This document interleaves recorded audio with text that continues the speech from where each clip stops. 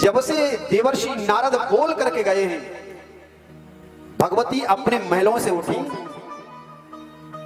और दूसरे महल में प्रवेश कर गई। आभूषणों को निकाल दिया, बालों को खुला छोड़ दिया और उस महल में जाकर के भगवती बैठ गई। का ये वर्णन, ये जो कथा है, ये गर्ग संहिता की कथा है। ऐसा ही वर्णन रामचरितमानस में भी है और ऐसा ही वर्णन ये भागवत में भी है। का उस भवन को बोलते हैं कोप भवन। पहले जब महल बनते थे, एक महल बना, उसके साथ में एक छोटा सा महल और बनवाया। बोले बीच बीच में इसकी जरूरत ज्यादा पड़ती रहती है। पड़ती जरूरत नहीं पड़ती है। तो कैसे लोग मुस्कुरा रहे हैं कि महाराज जी सही बोल रहे हैं, और सही बात भी है।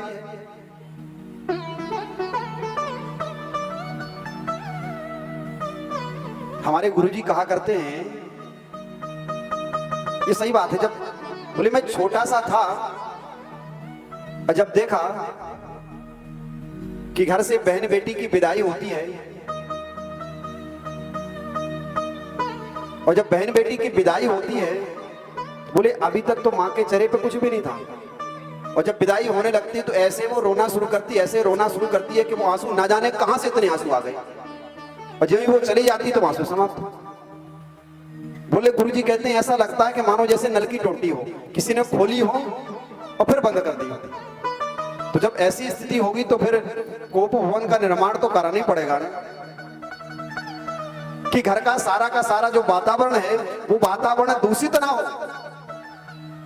यदि कोई चीज दूषित होना है तो वो एक ही जगह दूषित हो, क्योंकि जब क्रोध आवेगा तो अपने चेहरे को देख लेना, ऐसा भयंकर राक्षसी प्रवृत्ति का चेहरा लगता है कि स्वयं ही अपने को नहीं पहचान पाओगे। साधक के लिए क्रोध नहीं करना चाहिए,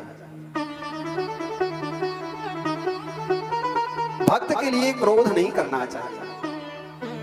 जब भी इस प्रकार की वृत्ति बनती है,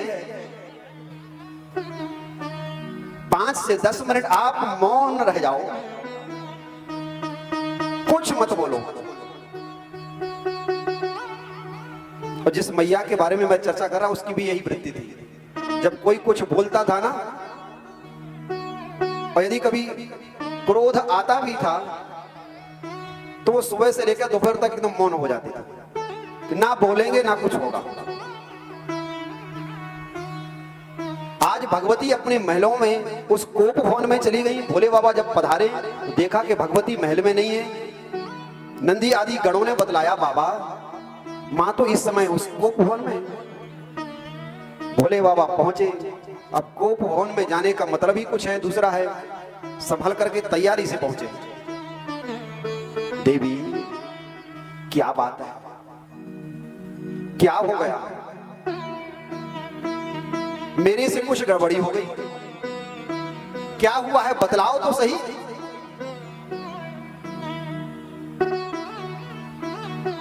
बाबा मैं तो समझती थी आप मेरे से बहुत प्रेम करते हो। देवी ये भी कोई पूछने की बात है?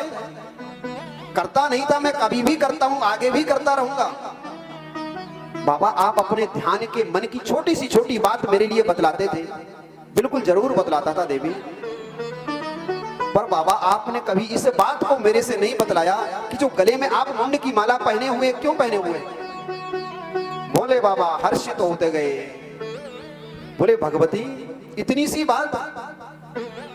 अरे देवी ये तुम्हारे ही प्रेम का प्रतीक है। बोले मेरे प्रेम का प्रतीक? बोले हाँ। बोले लीला के स्वरूप से जब आप अपने शरीर को छोड़ती हो तो मैं तुमसे इतना प्रेम करता हूं कि तुम्हारा सिर लेकर के मैं इस माला में पिरो लेता हूं और गले में धारण कर लेता हूं। ये इतने मुंड जो मैंने पहने हुए हैं, ये तुम्हारे ही मुंड हैं। इतना प्रेम तुमसे करता हूं। बाबा ये प्रेम नहीं है, ये तो कपट हुआ।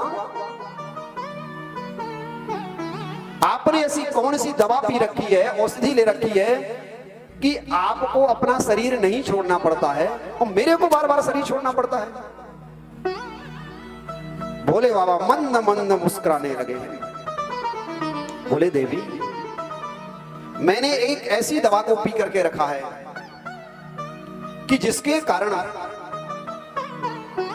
मैं आज शाश्वत हूं। बाबा, उस औषधि को, उस दवा को मेरे लिए भी ग्रहण कराओ ना।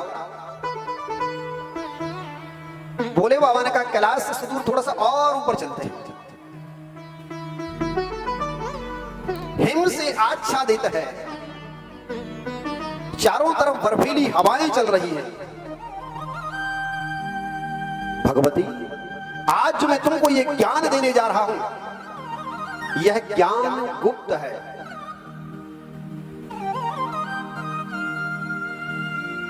गुरु अपने ज्ञान को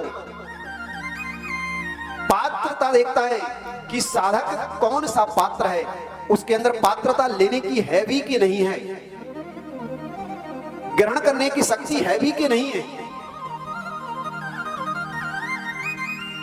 अधिकारी महाराज परीक्षित गुरुजी को खोजने के लिए कहीं गए नहीं, अभी तो उस ज्ञान गंगा के किनारे बैठ गए। और जब बैठे हैं तो अधिकारी शिष्य के लिए गुरु स्वयं चलकर के सुखदेव जी वहां परीक्षित के पास में पहुंच गए।